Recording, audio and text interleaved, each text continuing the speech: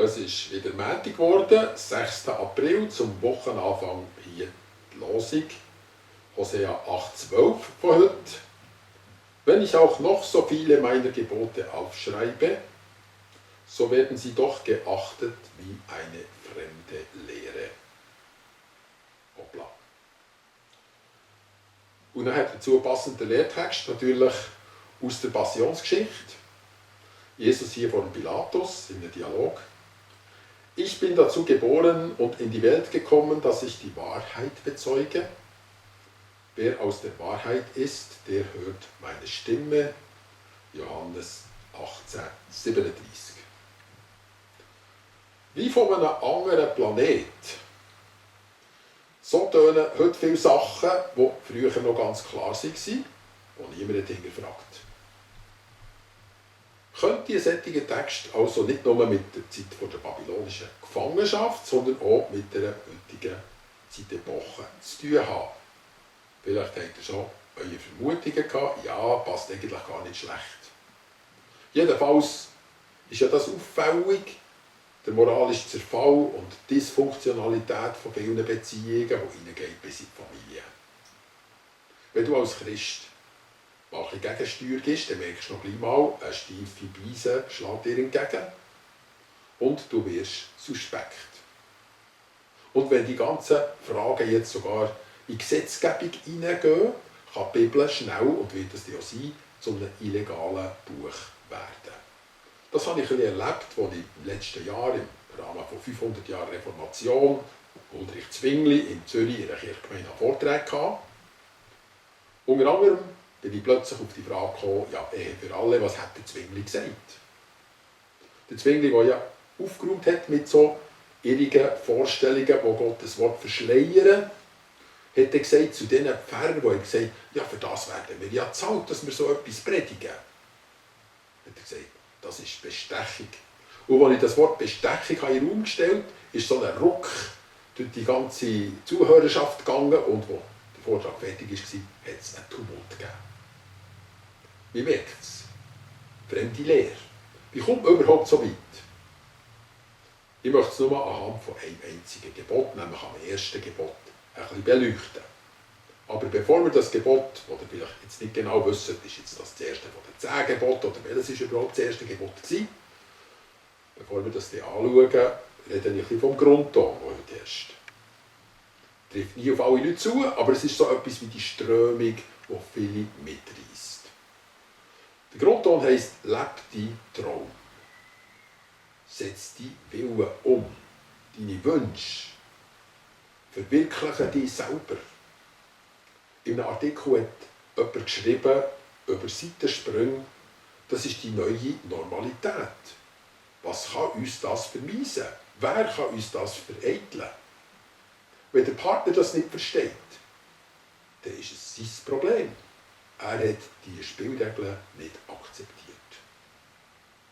Noch auf einer anderen Ebene liegt der Grundton, der heisst, lass dir deinen Erfolg nicht klauen, lerne dich durchsetzen. Der andere muss halt schauen, wo sein Radius ist, der muss den halt auch definieren. Ein Vortrittsrecht muss er sich genauso erkämpfen wie ich. Wenn er eine Chance packen will, muss er auch den Preis dafür zahlen.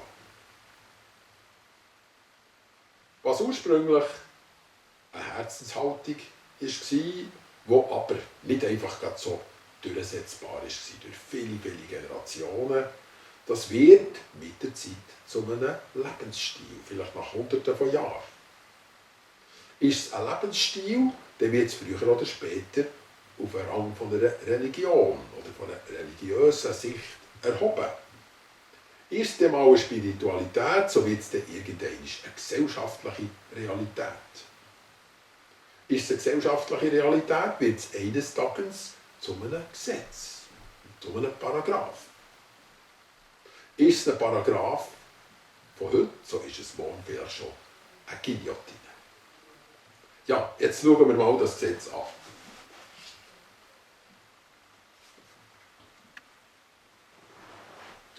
Seid furchtbar und wehret euch. Das ist der Trend, wo wir drinnen sind. Niemand würde von sich sagen, er sei so. Und doch merken wir, es läuft ein bisschen auf das raus. Seid furchtbar und wehret euch. Irgendwie kennen wir ja den Satz ein bisschen. Aber hat er nicht ein bisschen anders getönt? Seht ihr, jetzt kann ich da mal den Buchstaben rausnehmen, der eine, ein bisschen kehren und den hier auch umdrehen. Und wir kommen zum Original. Seid fruchtbar und mehret euch. So ein kleiner Unterschied. Und doch sind es Welten voneinander. Und das, was ihr hier leset, ist für viele Leute etwas wie eine fremde Lehre. Seid fruchtbar.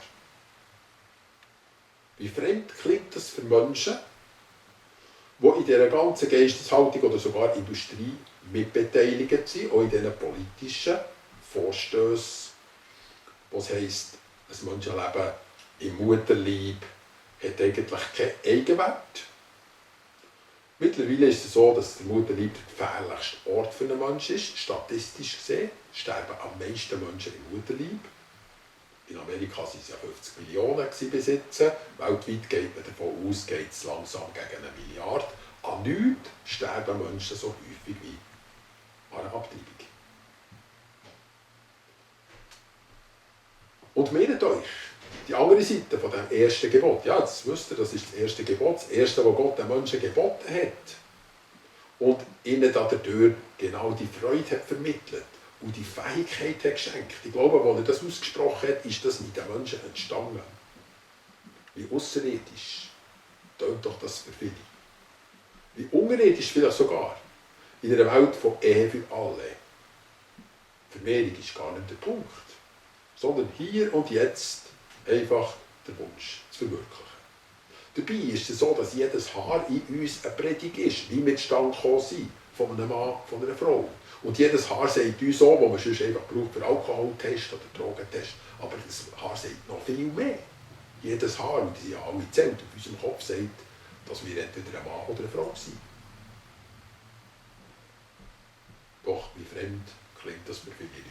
Jedenfalls sehen wir, dass beim Prophet so wie ein Eingeständnis war, fast eine kleine Resignation kommt dafür. Ich könnte noch so viele Gesetze aufstellen, wie ich möchte. Ich könnte sie immer wieder schreiben, vielleicht sogar in einer modernen Übersetzung.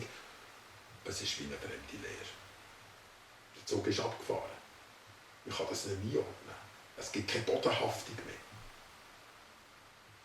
Folgerung ist die, die wir nachher im Neuen Testament heute im Lehrtext auch wieder antreffen.